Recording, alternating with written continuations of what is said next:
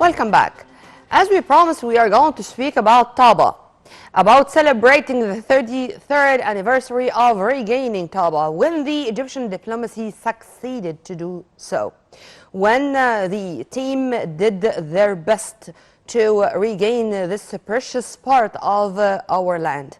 Well, Taba's liberation sends such a strong message to the whole world that Egypt is really capable of regaining every meter of its land, whether through war, like the War of Attrition and 1973 October War, or by diplomacy. And this is exactly what happened. To shed more light on this, we are very much delighted to have with us via phone Ambassador Gamal Bayoumi, former Assistant Foreign Minister, and of course our diplomatic figure. A very good morning to you, Ambassador Bayoumi. Good morning, thank you. Good morning, how are you? Sir, March is such a month of celebrations when it comes to diplomacy. We are celebrating our Diplomacy Day. We are celebrating this year 100 years of our foreign ministry and of our diplomacy, and we are celebrating also the 33rd anniversary of regaining Taba. As I said, when Egyptian diplomacy succeeded, when Egyptian diplomacy proved that it can play such an important role in our modern history at large. If you please, sir, elaborate on the preparations of this long journey which ended with regaining this precious part of our land. Let me start by saying that it is the celebration of 100 years of our recent history, because I just finished a thesis of master's degree which talking about Egyptian diplomacy 2,000 years before Christ. So we are talking about a history, a written history about our diplomacy for 4,000 years. But let me say that, as you rightly said, March is a very important month during the year for many occasions. Let me concentrate on the Taba story. It is really something which we are proud of, that diplomacy is the other side of our foreign policy, and diplomacy is one very important tool to gain our relations and our rights everywhere by peaceful means. As you rightly said, it was thanks to the victory of October 1973 that we were negotiating this time from a very strong position. And thank God that this is one example that Egypt wouldn't let 1 centimeter of its land. Sadat said that, and I think we succeeded to prove it. Taba is, by the way, 600 meters, and we refuse to let 600 meters. We refuse to do this also for Halayb and Shalatin. I'm telling this for the young generation who was questioning what happened in the two islands in the Red Sea. It's not ours. If it was ours, we wouldn't let it. Coming back to Taba, we exhausted all the means and ways in order to prove the historical side of Taba. We went to Turkey for the Turkish archive. We went to the British archive, and we let every possible way to prove our right, and we knocked the door here and there. Yes. By the way, personally, the first time I have met, I met Dr. Mufid Shihab. Yes. It was in Germany. I was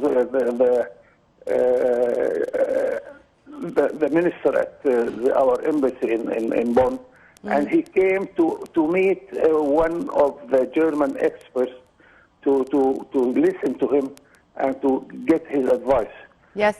The funny story that one of our documents was a British story about a British gentleman who was traveling in Sinai years and years ago, and he wrote a story saying that when he got his lunch, he got it under a tree named so-and-so.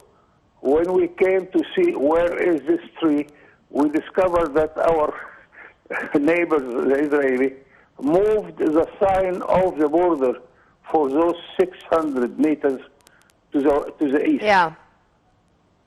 So, and by the way, the sign of the border, it's not something like a big stick or something.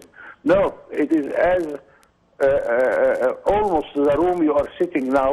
Yes, in, it's in, huge. in cement block. Yes. How they moved it, I don't know.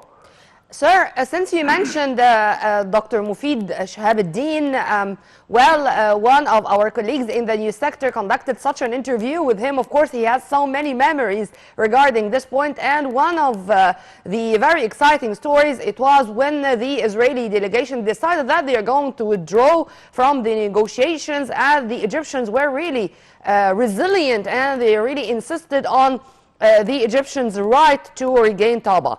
And by then, the new Israeli Prime Minister Shimon Peres wanted to visit Cairo, and former President Hosni Mubarak said that this is not going to happen except when the Israeli leader announces that they are going to return back to the negotiating table. What was the scenes behind the camera in this story? It seems that we believe in the peaceful negotiations, and we prove that it is useful.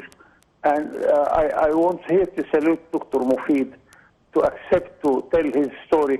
I know that recently he doesn't appear in the mass media too much. And the story of Shimon Peres, it is another story also. I met him several times because afterwards I was the head of the Israeli department at the foreign ministry. I went to Israel for many things important to our foreign policy. Yeah. And Shimon Peres proves that there are people, even in Israel, who would work for peace because they know that war wouldn't lead Israel to any future. And he gave me a piece of advice, I like to tell it. Yep. That he said that in my generation, when I was young, when I wake up in the morning, I thank God because we are still alive. Later on, I wake up, I thank God because we have a state of Israel. Now you are going to meet a young generation who didn't see the establishment of Israel, and he thought that Israel starts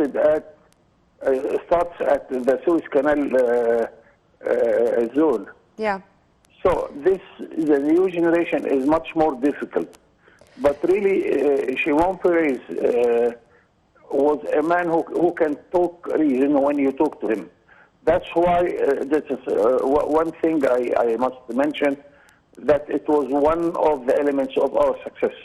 Well, let's hope that we are all going to work for peace, sir, because only peace, only when peace prevails, we are going all to live or to lead such a happy life. Well, sir, I really enjoyed my time as usual, and would you please, I'd like to have a promise to see you here live in the studio to speak more and more about our diplomacy and about the experience we have and about the successes we had.